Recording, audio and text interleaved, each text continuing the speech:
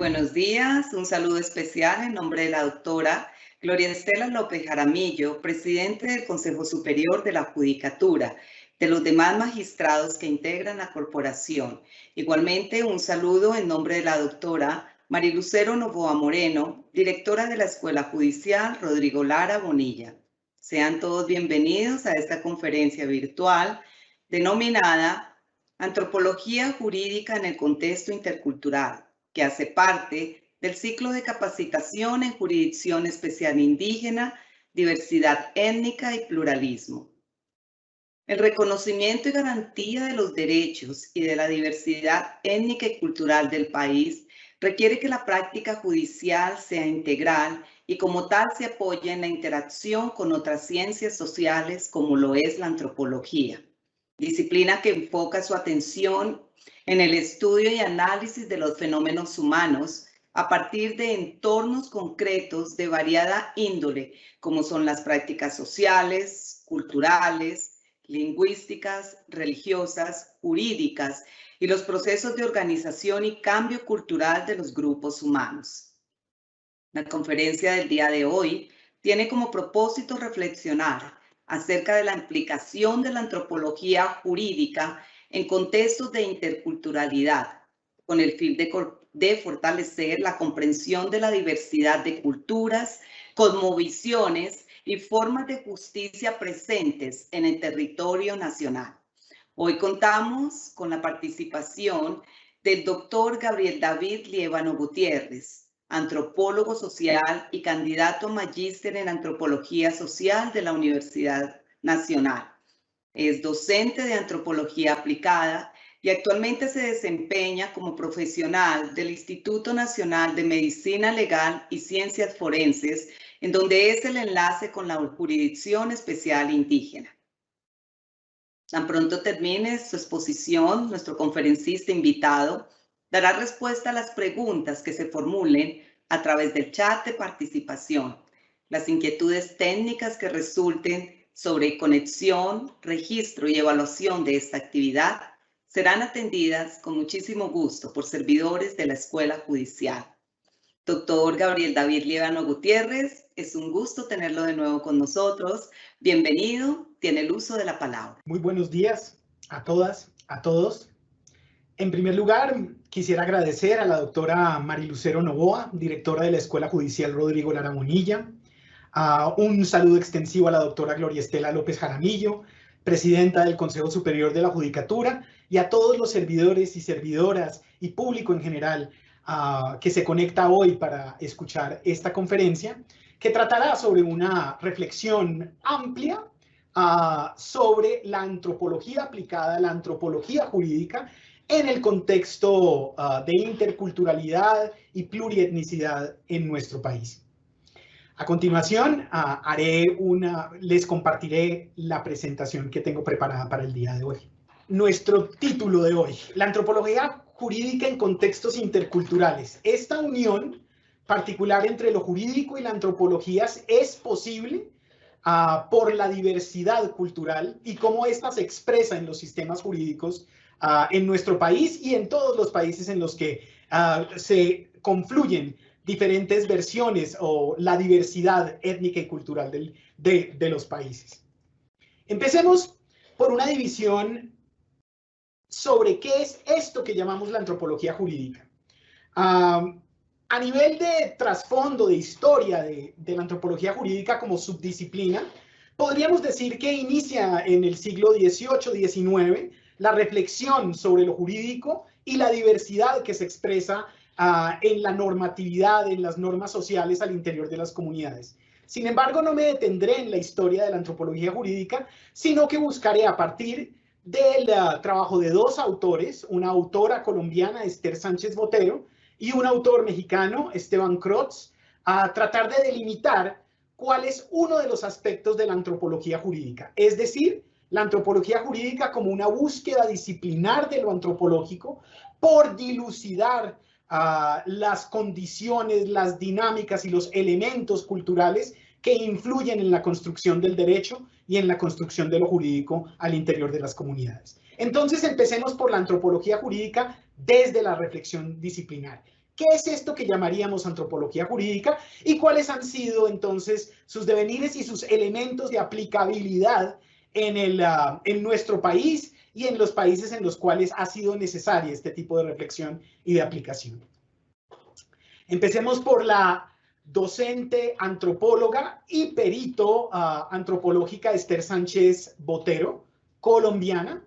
Ella define la antropología jurídica como subdisciplina, como un campo especializado de la antropología cultural. Es decir, que si bien la antropología como disciplina amplia impacta sobre lo jurídico y las controversias jurídicas de manera diferencial o desde varios puntos, por ejemplo, la antropología forense, antropología social y cultural, la antropología jurídica observa lo jurídico como algo que hace parte de la cultura y por lo tanto está sujeta tanto a las reglas internas de estas culturas como a la diversidad en su construcción, dependiendo del contexto social y cultural de los pueblos. Miremos algunos elementos que la antropóloga Esther Sánchez le adjudica a la antropología jurídica como subdisciplina. En primer lugar, ¿qué estudia? Estudia los referentes cognitivos del derecho en las distintas sociedades. ¿Qué son estos referentes cognitivos? Son los modos de vida específicos de los grupos humanos, las maneras selectivas de clasificación de las realidades físicas y espirituales, la forma en la que actúan los sentimientos y la comunicación y cómo estos se viven al interior de las comunidades, la normatividad que refleja el buen vivir o lo deseable en la actitud al interior de una comunidad. Entonces, en primer lugar, busca estudiar estos referentes cognitivos, ¿sí? En segundo lugar, ¿cuál es su objeto?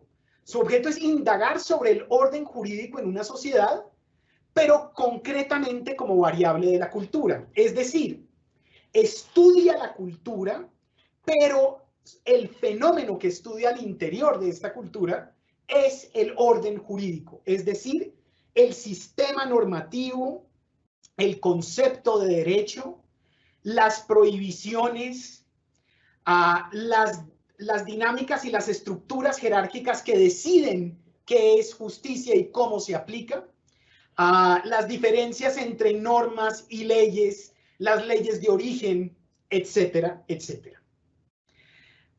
En el ámbito del derecho, por lo menos en las comunidades indígenas, busca esencializar, encontrar, definir tanto el buen vivir, el orden deseable de la comunidad, como actuar en el momento de la resolución de conflictos. ¿Cuál es el método a través del cual estudia estos elementos? O sea, los referentes cognitivos, el orden jurídico, el ámbito del derecho. Su método específico y privilegiado es la etnografía, que es el estudio sistemático presencial participativo al interior de las comunidades para poder determinar elementos de continuidad y rompimiento, las definiciones tanto internas como las visiones externas que sobre ese orden cultural y jurídico se puede dar, y la construcción narrativa de estos elementos. Dicho la visión de la antropóloga Esther Sánchez, pasemos a la definición que hace el antropólogo Esteban Crotz, también experto en antropología jurídica. Para él, el derecho es analizado por la antropología también como un fenómeno sociocultural. Ya podemos entonces unir la visión de estos dos profesionales en cuanto a cómo observan el elemento del derecho al interior de las culturas. Es una producción social y cultural del derecho. No es algo que provenga de la estructura natural de los seres humanos. No es algo a lo que se le pueda trazar un hilo conductor universalizable. Como fenómeno sociocultural es contingente y por lo tanto se desarrolla a partir de los elementos que la cultura ha generado para adaptarse a su medio social y cultural, a su medio ambiental y a los conflictos que se han desarrollado dentro de su historia. Para el antropólogo Esteban Crotz, la antropología jurídica es una rama de la antropología que aborda un campo, una esfera social distinguible, la esfera de lo jurídico. Es decir, es el estudio sistemático del elemento de lo que podríamos llamar lo jurídico, que para el autor es encontrar en ciertas expresiones señales específicas sobre cómo el derecho mediante cierta institucionalidad regula la vida de la gente o cómo comparte con lo que hacen otras instituciones, por ejemplo, la religión o las ideas culturales con relación a la salud o la enfermedad. Es además una perspectiva específica para la captación de la realidad social. Este es un elemento muy interesante y que diverge de la percepción de Esther Sánchez. Para Esteban Crotz, no es solamente el estudio de lo jurídico específicamente, sino lo jurídico como una puerta de entrada, como un umbral para poder entender la complejidad y la realidad social completa de las comunidades. Es decir, es el punto de entrada para la definición, para la explicación de las dinámicas y para la construcción de un panorama completo de lo que es esta cultura específica que se está analizando. Su método también es la etnografía. Entonces, tanto para Esther Sánchez como para Esteban Crotz, podríamos resumir, la antropología jurídica es un estudio de lo jurídico como un fenómeno social y cultural de los pueblos, sujeto a la diversidad histórico, social y cultural de los pueblos mismos, ¿sí? Si nos devolvemos, para la autora Esther Sánchez, estudia los referentes cognitivos del derecho, busca indagar sobre el orden jurídico, sobre el buen vivir y la resolución de conflictos, o sea, la estabilidad de la sociedad y los momentos en los que hay rompimiento. Y su método es el etnográfico. Además, si añadimos la definición de Esteban Crotz, estudia específicamente la esfera de lo jurídico como una producción cultural de todos los pueblos, pero es una puerta de entrada, es un umbral para poder entender la complejidad total de una sociedad. Si entendemos las prohibiciones, las normatividades, la forma expresa en la que se busca el equilibrio o la armonía al interior de una comunidad, la pena, el castigo, el proceso judicial, por ejemplo, en nuestra sociedad, eso nos ayuda a ver tanto los patrones de lo que es deseable, el bien, el mal, cuáles son las jerarquías, nos ayuda a desarrollar una jerarquía de la sociedad, cómo se estructuran, etcétera, etcétera.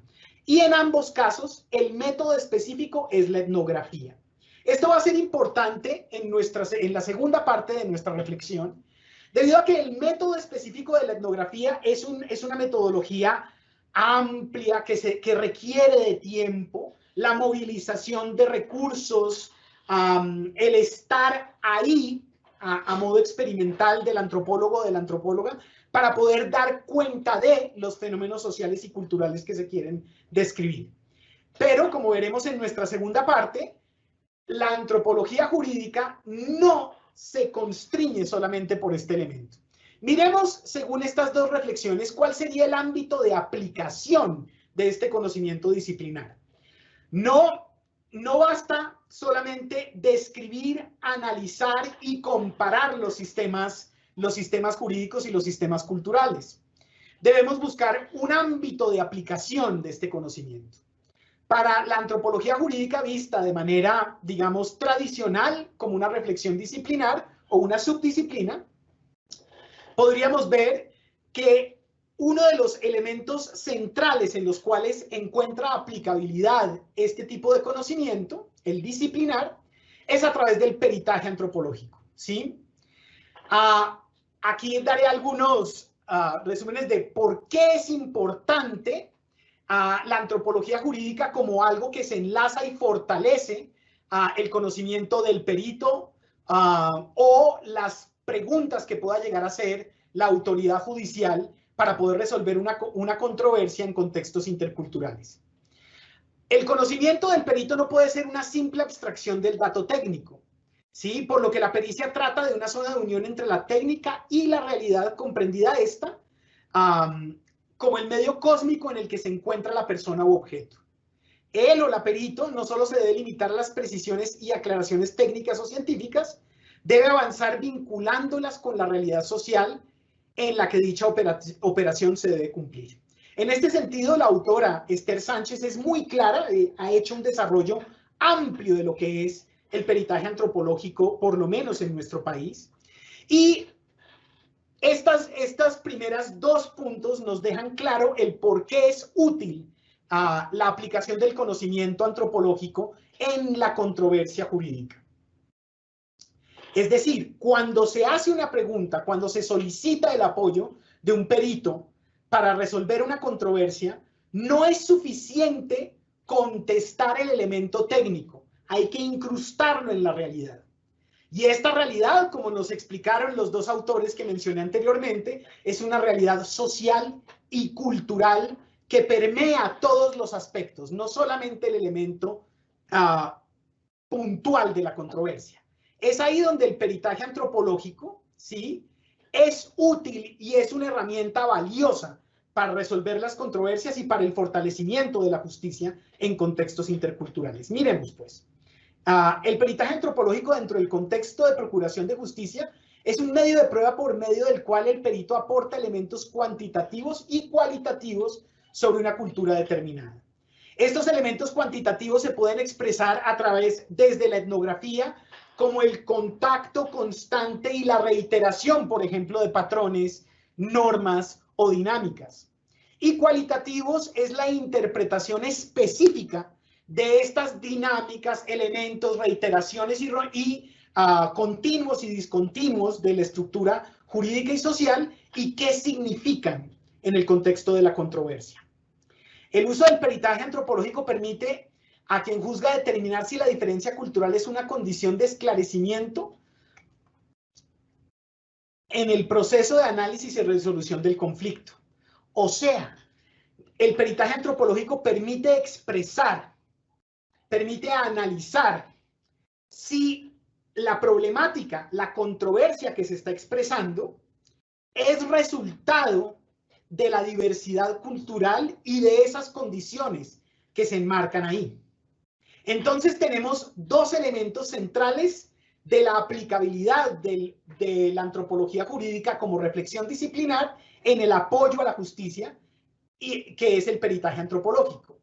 Entonces, es un medio de prueba, ¿sí? Se aportan elementos que ayuden a explicar elementos centrales de la controversia que investiga el juez o jueza, la autoridad solicitante del peritaje, y también permite integrar elementos diferenciales que no se expresen en una controversia que no se da en un marco de interculturalidad o de diversidad cultural.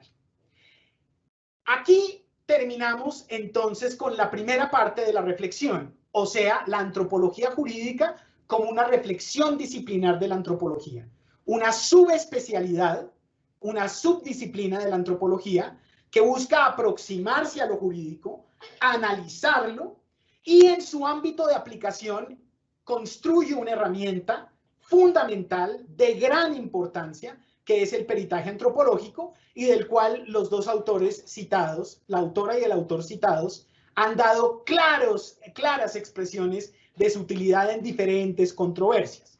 Podría recordar en este momento de la docente Esther Sánchez un peritaje antropológico que está en la Corte Interamericana de Derechos Humanos, en el cual, a grandes rasgos, sí, no voy a meterme en detalles, se busca analizar tanto los elementos del daño en una comunidad indígena en la cual ha sido asesinado un líder y cuáles serían los elementos necesarios para la reparación, tanto material como simbólica. Normalmente, los que hayamos trabajado en temas de determinación de daño o peritajes, recomendaciones a la autoridad sobre esto, podríamos decir que en líneas generales un homicidio tiene la afectación directa de la víctima que ha sido muerta y las víctimas indirectas son la familia cercana.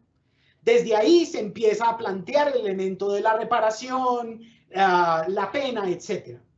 En este peritaje cultural se buscó, muy al estilo de la última frase acá, que permite juzgar y determinar si la diferencia cultural es una condición de esclarecimiento. Lo que hizo este peritaje fue enunciar que la muerte de un líder es una afectación que involucra a la colectividad, no solamente a la familia cercana, ya que esta función del líder ayuda a reproducir la cultura, ayuda a generar justicia, ayuda a armonizar el territorio. Todos estos elementos, ¿sí?, son elementos que se expresan en daño colectivo con la muerte de este líder espiritual.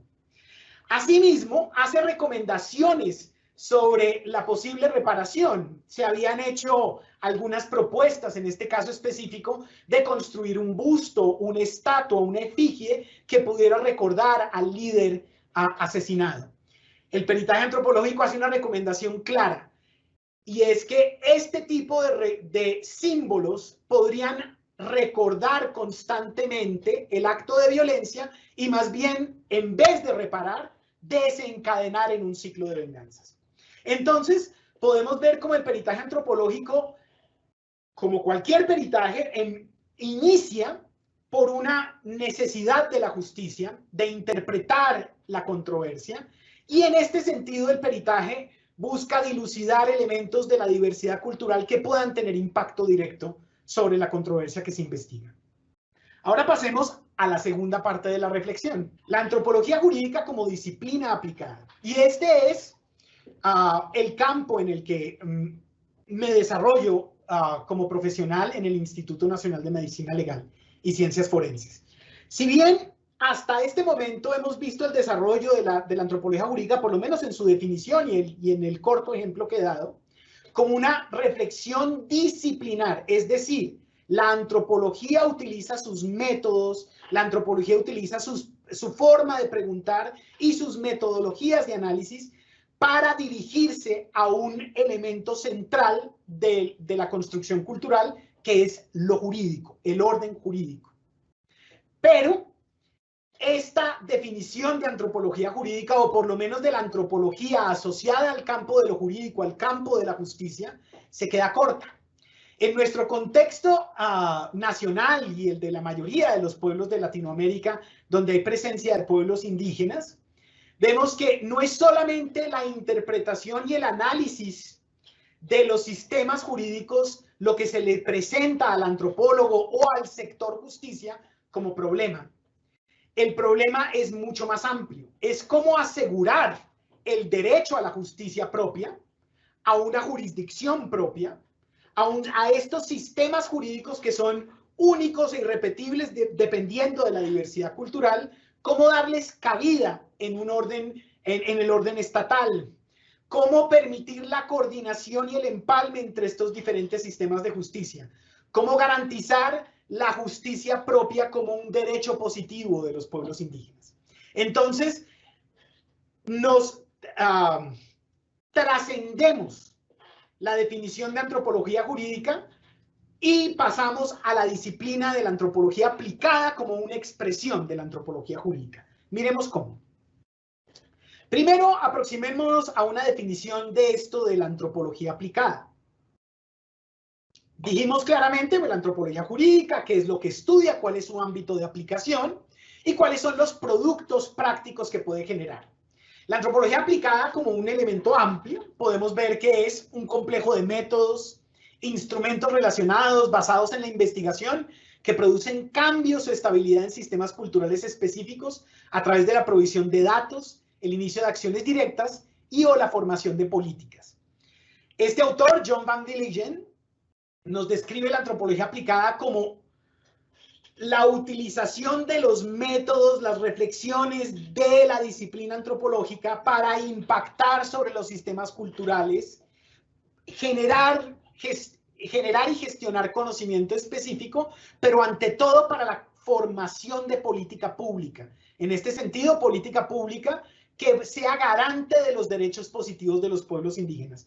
Recordemos que el artículo 246 de la Constitución Política de nuestro país no solamente describe la necesidad de protección de la diversidad cultural, sino que le otorga a los pueblos indígenas una jurisdicción propia, el derecho a aplicar sus propias normatividades, y que estas normatividades deben estar en contacto y coordinadas con la justicia ordinaria o la justicia mayoritaria.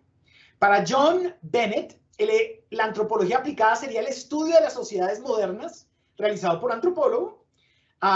Busca analizar medidas de asistencia a pequeña escala o la investigación sociocultural interdisciplinaria o multidisciplinaria.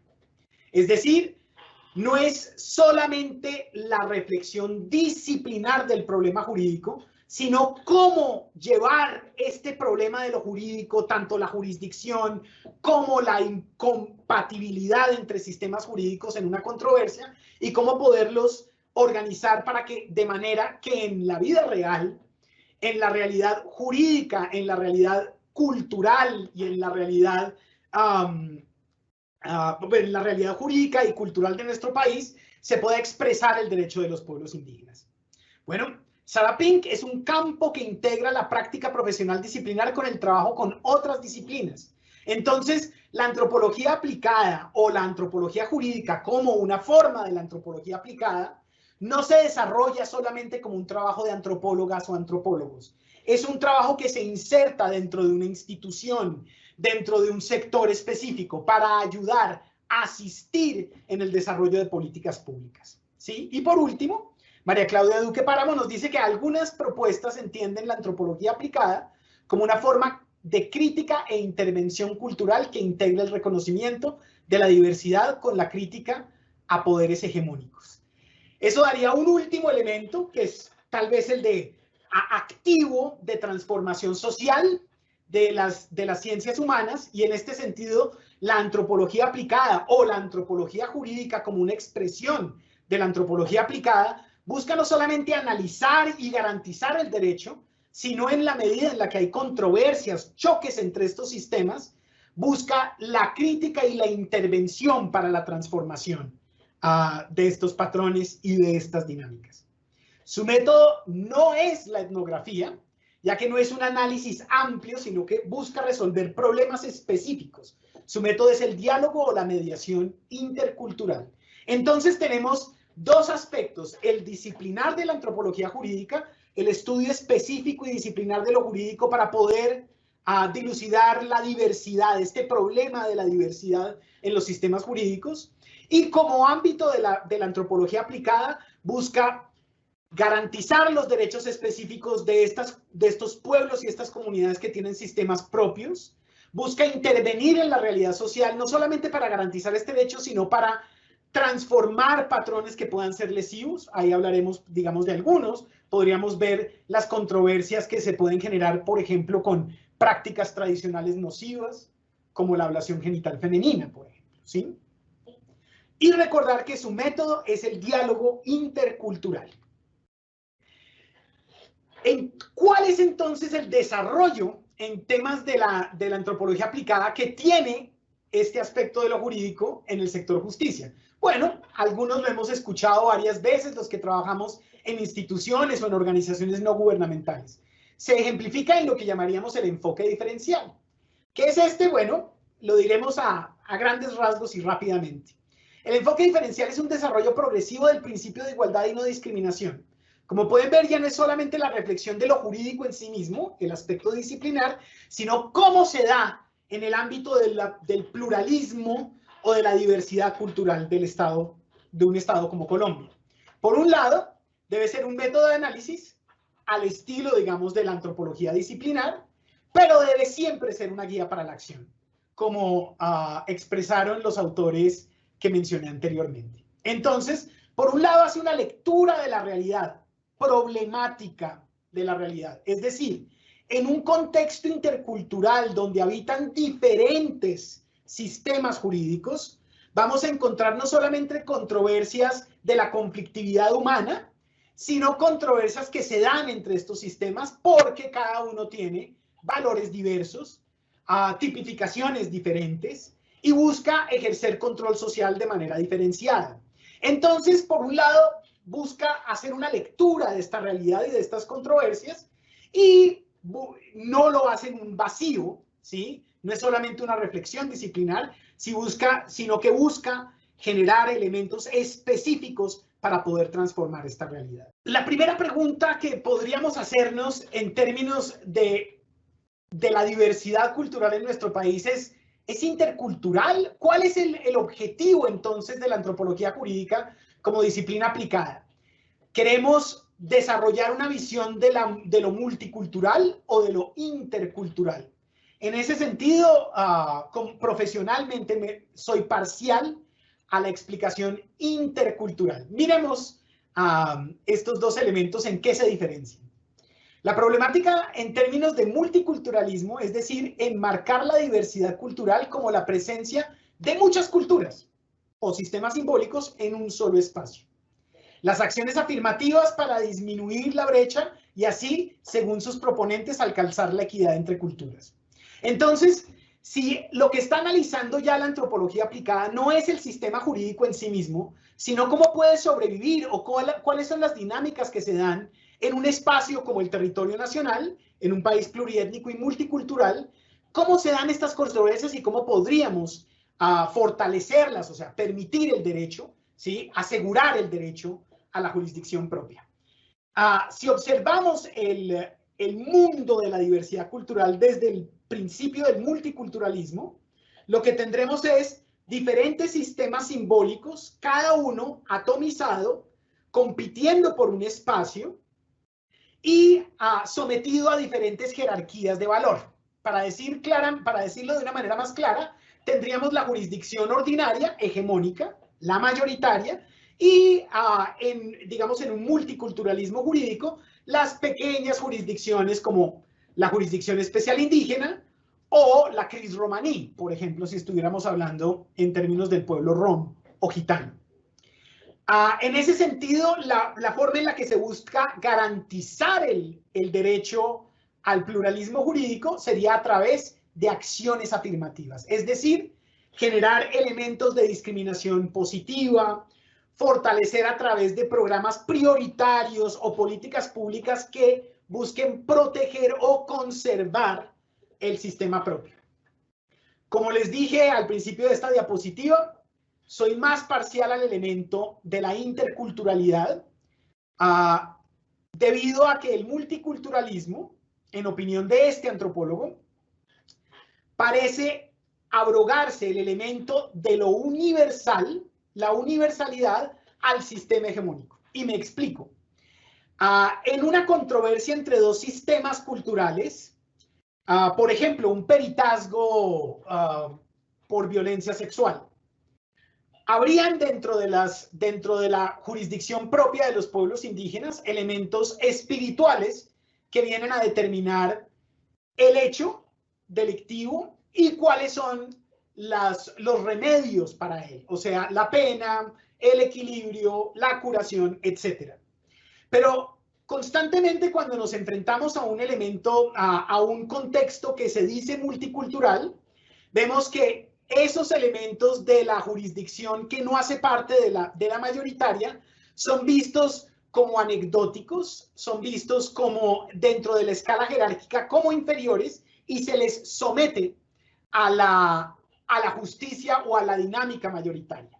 Por ejemplo, si fuéramos a determinar elementos como el matrimonio a temprana edad y analizáramos que las culturas indígenas tienen marcadores no cronológicos de la edad. ¿A qué me refiero con eso? Para nuestra sociedad, digamos, la mayoría de edad se da por un elemento cronológico. Antes de los 18 años se es menor de edad, luego de los 18 años se es mayor de edad. Punto. Cuando hablamos de marcadores no cronológicos de la edad, podríamos decir, por ejemplo, que la menarquia en la mujer es considerada el elemento del paso de niña a mujer. Sabemos, pues, que la menarquia se puede expresar en las mujeres desde los 9 años hasta los 16, lo cual plantearía un choque entre las dos visiones de lo que sería la adultez. Por un lado, si llega una niña de 13 años embarazada a un centro de salud, pues la normatividad vigente claramente expresa que es violencia sexual y que por lo tanto debe ser denunciada. No importa si la diversidad cultural es un elemento. Luego vendrá un peritaje antropológico, deseablemente, que busque explicar estos elementos como los marcadores no cronológicos de la edad. Pero bajo la guisa del multiculturalismo se plantea que la diversidad no es una condición que genere impunidad, por ejemplo, o que no puede estar sometida esta otra jurisdicción a unos mínimos de la normatividad nacional o de la normatividad hegemónica. Por el otro lado, la interculturalidad busca generar relaciones de equidad entre las culturas. No ponerlas a competir, por ejemplo, por espacios en la política pública, no ponerlas a competir y a hacer una subsumida por la otra, sino que busca que ambas entren en diálogo como un elemento claro de que están ahí y no hay ninguna forma de que una se superponga completamente sobre la otra. El diálogo intercultural busca poner todo en la tabla de negociación, en la mesa, para poder llegar a espacios negociados, y ya hablaremos de eso. ¿Qué es este espacio negociado? El pluralismo y la antropología aplicada como en la búsqueda del espacio negociado en la interculturalidad. Es un modelo que describe la interacción entre diferentes visiones del mundo y sistemas de conocimiento en el contexto de la ciencia maorí occidental. O sea, nació en el trabajo de construcción de política pública, en especial de salud pública, entre los pueblos maorí y la sociedad occidental. Esto podría entenderse como un espacio intercultural, el terreno intermedio donde las visiones de mundo y las bases de conocimiento distintivas entran en alguna forma de compromiso o relación potencialmente expandida e innovada. Con el ejemplo que di anteriormente, el de matrimonio a temprana edad, diríamos la interculturalidad tiene riesgos porque cuestiona nuestra relación con lo legal, lo ilegal, lo bueno, lo malo, el daño, etc. La idea de la interculturalidad es que todo debe ser negociable, ¿sí? Y se debe buscar un compromiso. Y de ese compromiso debe salir una nueva sociedad que pueda entender y pueda apropiarse de los elementos positivos de la diversidad. Si vamos a tratar otro elemento que no sea, por ejemplo, el de los puntos de controversia, como lo sería el matrimonio a temprana edad, las prácticas tradicionales nocivas como la ablación genital femenina, o el trabajo, lo que podría llamarse como trabajo infantil, miremos otros elementos en los cuales la interculturalidad nos muestra sus bondades. El ejemplo de la Jurisdicción Especial para la Paz y cómo lleva ya unos buenos 2-3 años buscando desarrollar elementos claros para la justicia restaurativa. Nuestra justicia tiene una larga tradición en la cual la pena cumple una función fundamental para evitar tanto la venganza como para poder cuantificar lo grave del delito. Las comunidades indígenas, tal vez por su tamaño, tal vez por el desarrollo histórico y social que han tenido, les interesa más que la pena, el castigo, es tramitar la controversia para que se restablezca el equilibrio.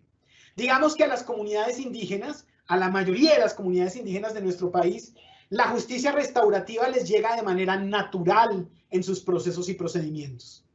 ¿Podemos aprender de esta forma específica en la que se tramita la controversia y en la que se enmarca lo jurídico? Claro que sí.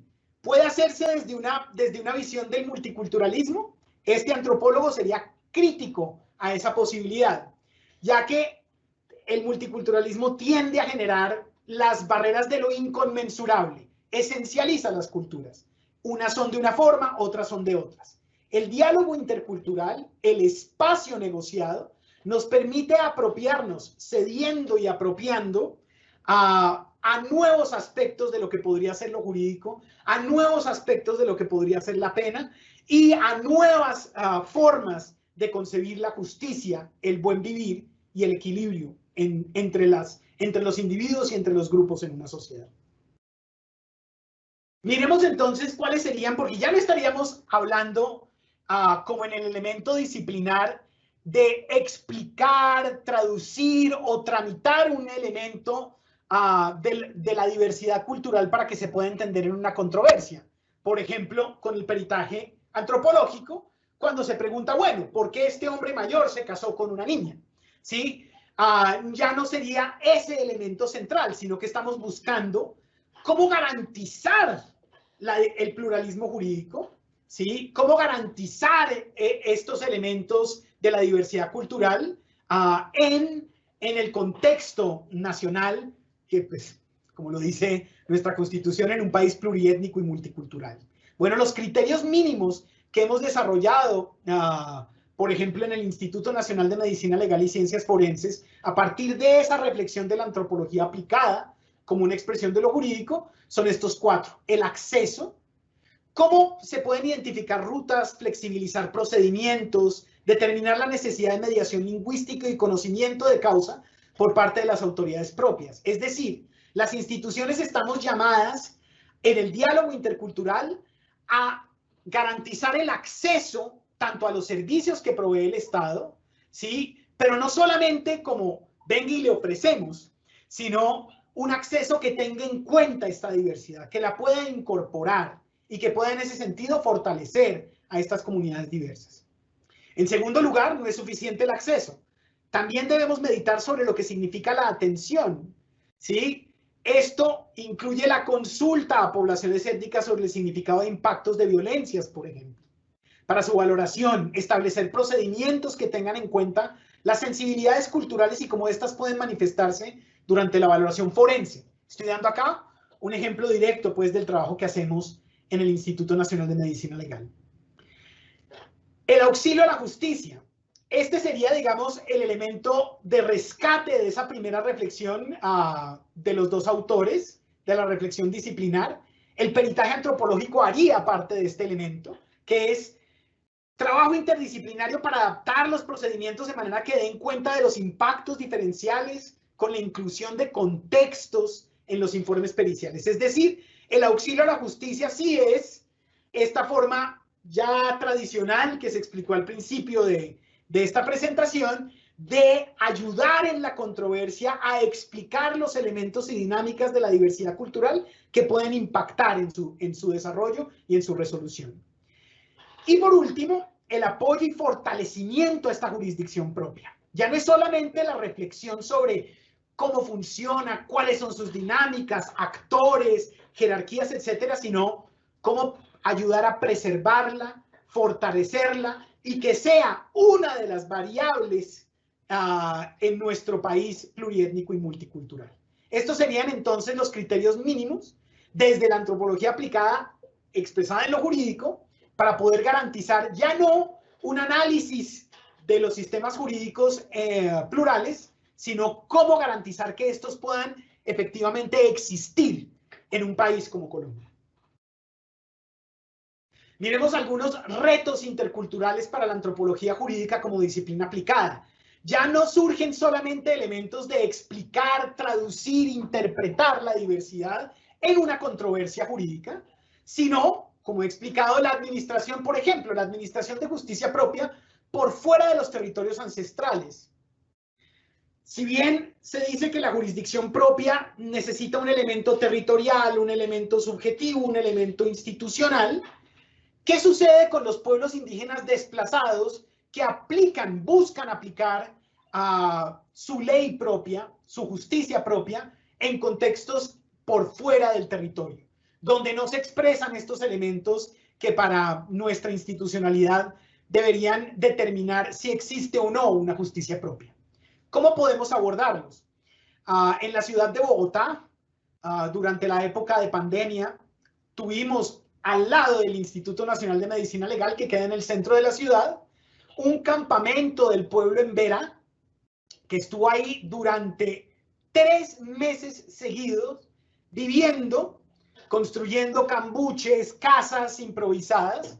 Pues no fueron expulsados de los lugares en los que vivían. Esto es un pueblo que fue desplazado por megaproyectos y por la violencia a las ciudades. Y en este territorio, en la ciudad, aplicaban sus propias formas de justicia, construyeron un elemento de territorialidad que obviamente entró en choque con las autoridades de la ciudad. Que una ciudad, si bien se contempla a sí misma como plural, cosmopolita, por ejemplo, no tiende a ceder en los elementos de su normatividad interna, no tiende a ceder en la administración de justicia, pues porque podría generar inequidades, ¿sí? O impunidad.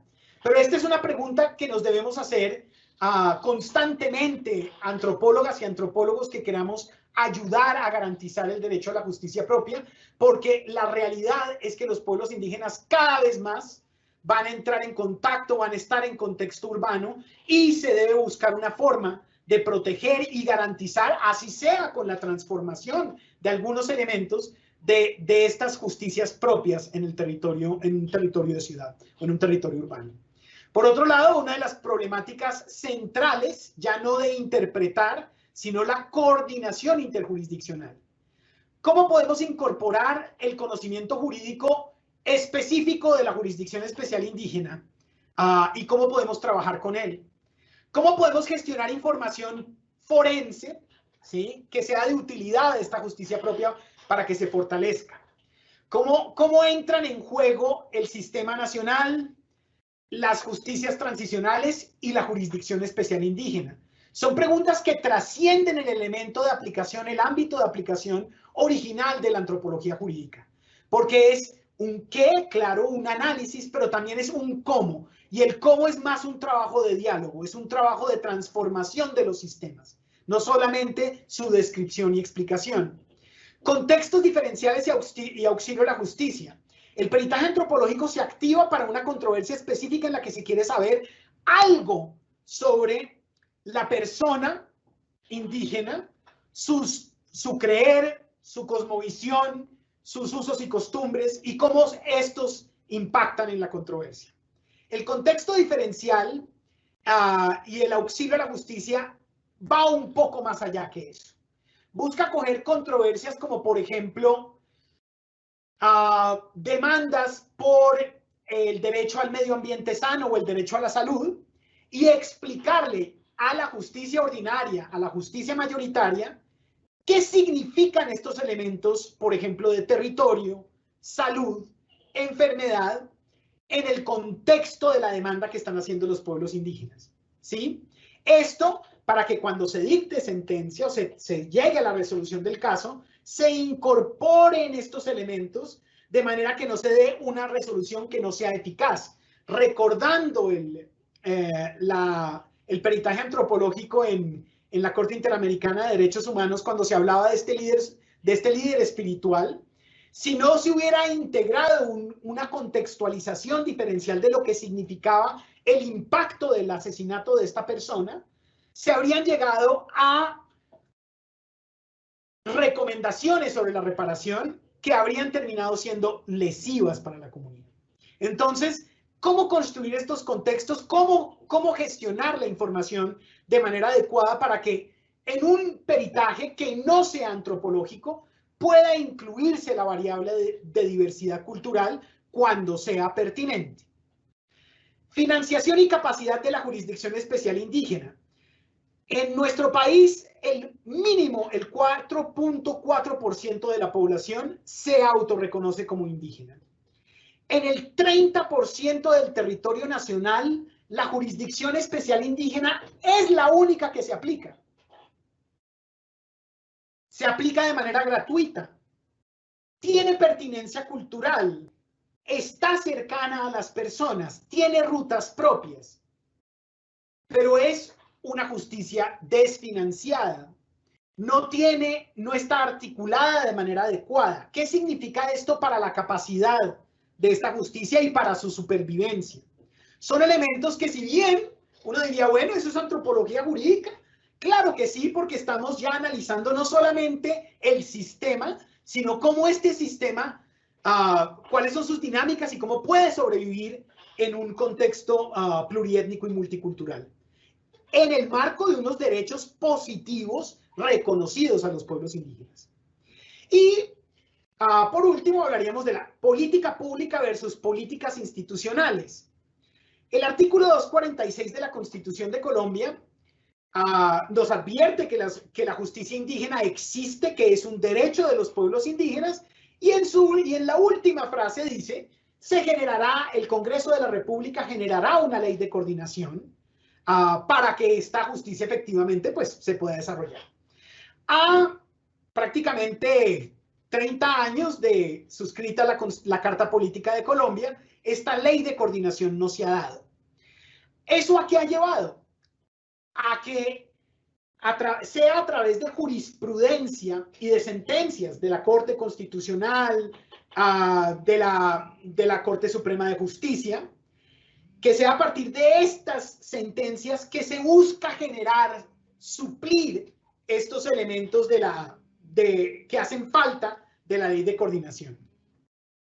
Pero ¿esto qué hace? Esto desplaza a la necesidad de construcción de política, la desplaza a las instituciones.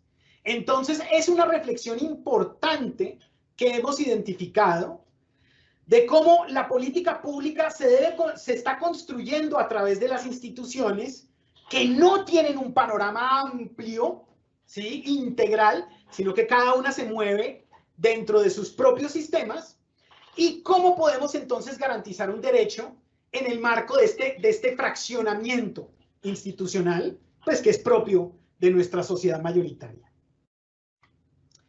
A manera de conclusiones, entonces, terminemos. Bueno, en primer lugar, la antropología jurídica puede observarse desde dos puntos, que son complementarios porque la una influye sobre la otra, tanto como un elemento de la reflexión disciplinar como un elemento de la antropología aplicada, o sea, resolver problemas prácticos con respecto a estos sistemas jurídicos que cohabitan en una misma nación, ¿sí? Esa sería una primera conclusión. Hay estos dos aspectos de la antropología jurídica. En segundo lugar, en términos de la antropología aplicada, la reflexión sobre cómo garantizar el derecho a la jurisdicción propia, debemos tener en cuenta 4 elementos centrales: el acceso, la atención diferencial, el auxilio a la justicia y el fortalecimiento de las jurisdicciones propias, de la jurisdicción propia de los pueblos indígenas en el caso colombiano. Y por el desarrollo de la política institucional a través de la jurisprudencia y no del desarrollo de una ley de coordinación, está en manos de las instituciones el desarrollar estos elementos de política. Y por último, diríamos que esta apertura del concepto de lo que sería antropología jurídica nos abre una gran cantidad de perspectivas que trascienden solamente la controversia de la diferencia entre sistemas, su aplicabilidad, la financiación, los choques, cómo cada una de las justicias tiene o enfatiza un elemento diferente, sea la pena o sea la restauración del equilibrio, y cuáles son los actores que entran en juego en estos elementos. Eso sería un elemento, esto sería central al desarrollo de un concepto de antropología jurídica amplio que no solamente contemple la diversidad como objeto de análisis, sino que contemple esta diversidad como un problema de derechos, como un problema de exigibilidad de derechos, y en un país pluriétnico y multicultural. Muchísimas gracias, y ahora le cedo la palabra a la doctora Mónica Cuellar para preguntas. Muchas gracias. Muchísimas gracias, doctor Gabriel, y tenemos bastantes preguntas en el chat. Muy interesante el tema. Vamos con esta. ¿Cómo puede la antropología jurídica coadyuvar con el entendimiento de la cosmovisión, sistemas y ejercicio de la justicia propia en nuestras comunidades? Vale, gracias por esa pregunta. Es central. A partir del planteamiento que hice en la presentación, lo dividiría entonces en esos dos aspectos. Desde el ámbito disciplinar, nos ayuda a la comprensión de esta diversidad y cuáles son las prioridades que se generan en estos sistemas de justicia. Por ejemplo, la restauración del equilibrio, ¿sí? Uno podría pensar, por ejemplo, que una sociedad que enfatice la restauración o la armonización corre el riesgo de la impunidad, pues porque se busca el perdón, se busca resocializar al perpetrador o a la perpetradora de un delito al interior. Entonces, ¿qué garantiza el control social para que no sigan sucediendo sucediendo los delitos? ¿Sí? Pues, por ejemplo, en el sistema jurídico guayú, la culpa no existe. Lo que existe son daños y perjuicios. Y como la culpabilidad como elemento individual no existe, sería todo el clan, toda la familia extensa de la persona que cometió el delito, la que tendría que venir a recomponer el equilibrio. Uno diría, bueno, ¿eso cómo asegura que no sucedan los delitos? Porque pues uno de los elementos centrales en la cultura mayoritaria es que la pena es disuasiva. Pero entonces uno podría hacer el análisis y preguntarse, si el actuar del individuo compromete a todo el clan, ¿no es esa una forma de asegurar que el clan esté pendiente y ayude al control social y ayude al control de las personas que pueden llegar a cometer un delito?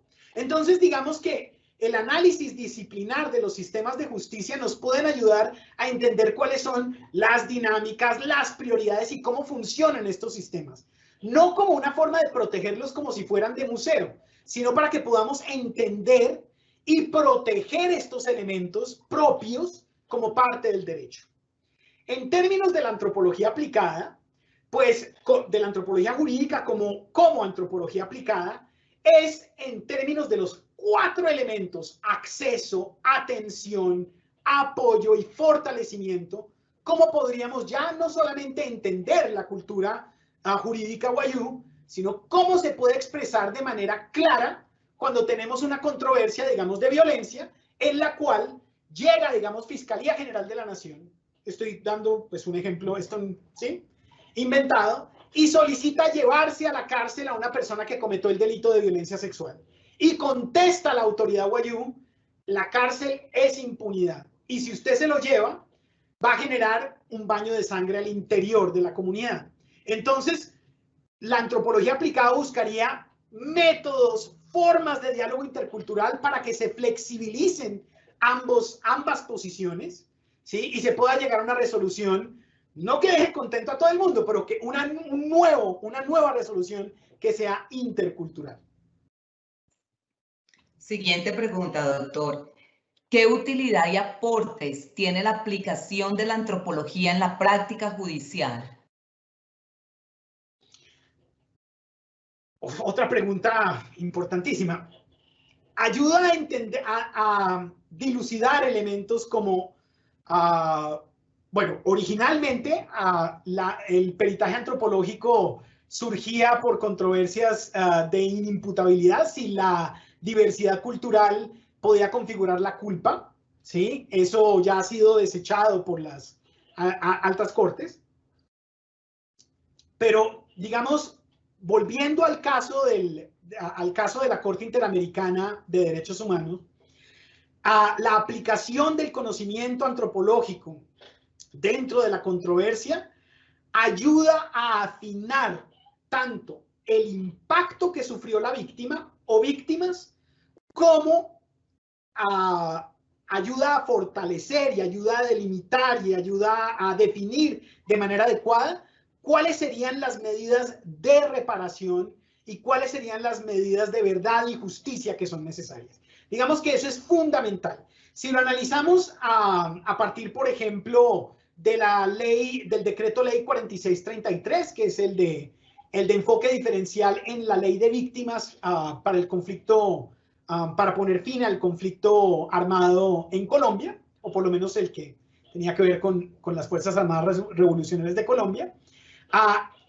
Uno de los elementos claves de ese decreto es buscar analizar cómo los impactos son diferenciales. Tenga en cuenta que el énfasis de los pueblos indígenas culturalmente no es el individual, sino el colectivo.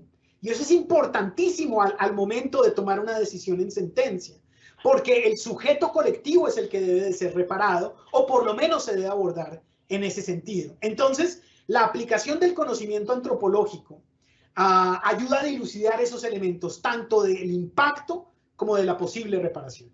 Siguiente pregunta. ¿Qué herramientas considera indispensables se desarrollen a partir de la realidad del pluralismo jurídico, doctor? Yo abogaría por el diálogo intercultural por encima de el análisis multiculturalista. En ese sentido, como les mencioné, el multiculturalismo plantea la atomización de diferentes culturas en un espacio gobernado por un sistema hegemónico. El diálogo intercultural debe buscar herramientas de comprensión, mediación lingüística, incorporación de los sistemas propios al quehacer de las instituciones, y ahí daría yo un ejemplo directo del Instituto Nacional de Medicina Legal y Ciencias Forenses, es, por ejemplo, la incorporación de tipos penales propios de los pueblos indígenas en el quehacer forense. O sea, ¿cómo podemos entablar dentro del diálogo para generar herramientas específicas de la institucionalidad que puedan fortalecer y apoyar a estas comunidades? Entonces, diálogo, negociación, flexibilización, coordinación y excelentes sistemas de información que den cuenta de la realidad de los pueblos nos ayudaría a construir una política pública o política institucional que ayude a garantizar los derechos diferenciales de los pueblos indígenas en términos de justicia.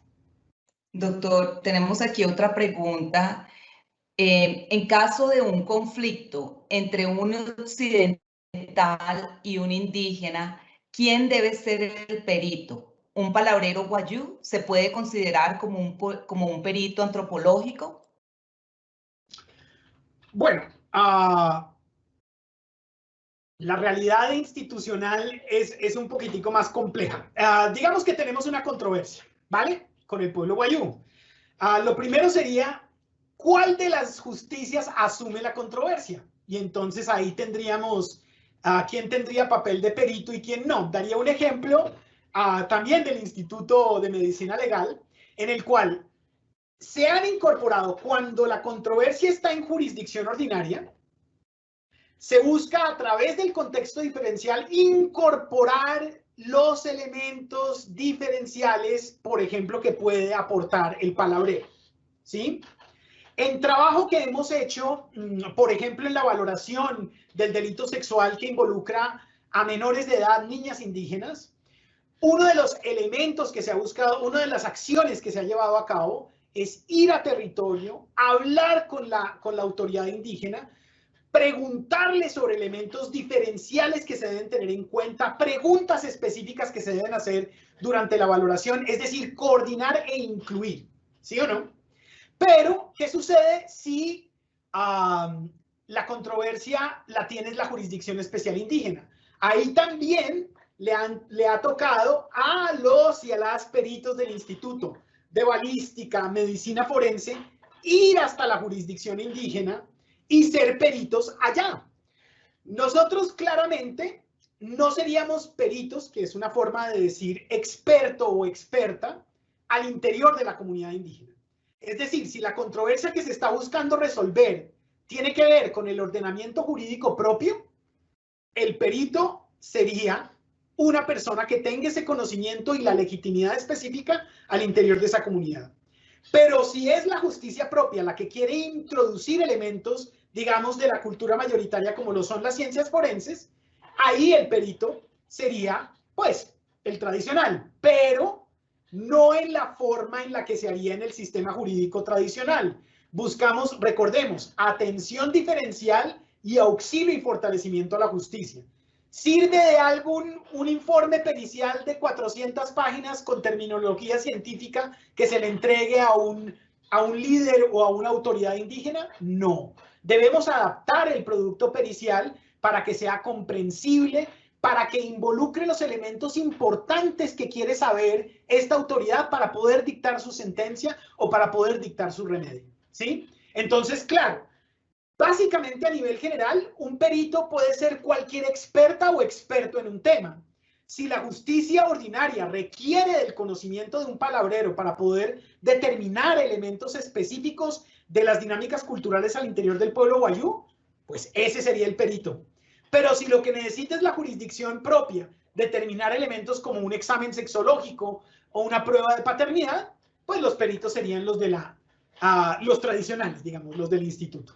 Nuestro agradecimiento especial al doctor Gabriel David Liévano Gutiérrez por sus claras y pertinentes reflexiones sobre la aplicación de la antropología jurídica en contextos de interculturalidad. Gracias a los servidores y servidoras judiciales y a todas las personas que actúan en el sector justicia que se conectaron a esta conferencia virtual. Los invitamos a que nos sigan acompañando a través de nuestras redes sociales como Facebook, Twitter, Instagram y YouTube, donde podrán encontrar más información sobre nuestras videoconferencias y noticias de interés. Muchísimas gracias. Un feliz resto de día para todos.